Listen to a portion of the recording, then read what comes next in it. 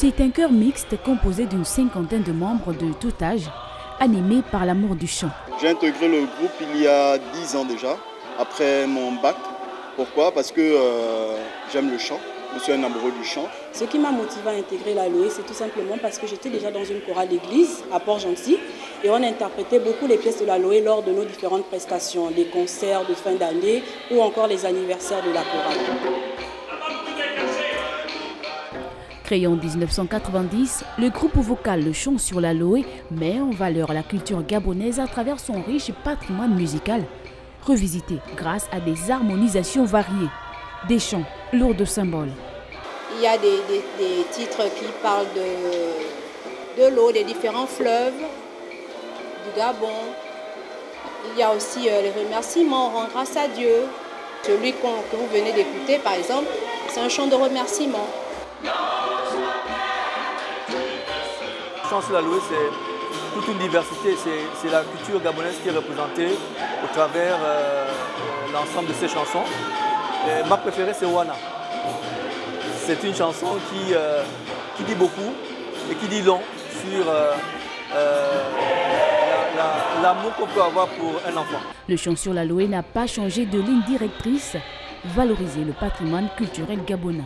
Alors le groupe, le vocal Le Chant sur l'Aloé est un chœur qui a été fondé par deux sœurs, donc les sœurs Damas, Yvonne et Sophie, et qui avait en fait pour objectif au départ, dès le départ en tout cas, de faire la promotion de la culture gabonaise à travers le monde.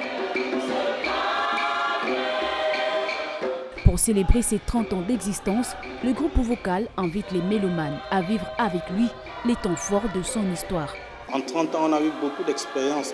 Avec tous les voyages, tous les concerts qu'on a pu faire, on a acquis beaucoup d'expérience. On ne savait pas lire les solfèges, on ne savait pas lire.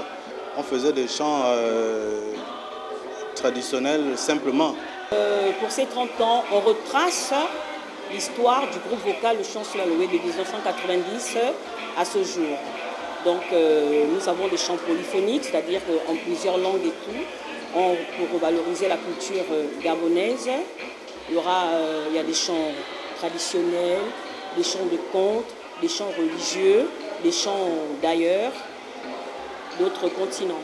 Évidemment, 30 ans, ça fait une longue histoire. Au Gendola, on a commencé par Mouenduka, qui est notre premier album, mais vraiment tout premier album du chant sur l'Aloé. Et là, la route qui veut dire en langue Punu ou Eshira que la route est longue. Au Gendola, en langue omienais, veut dire exactement la même chose.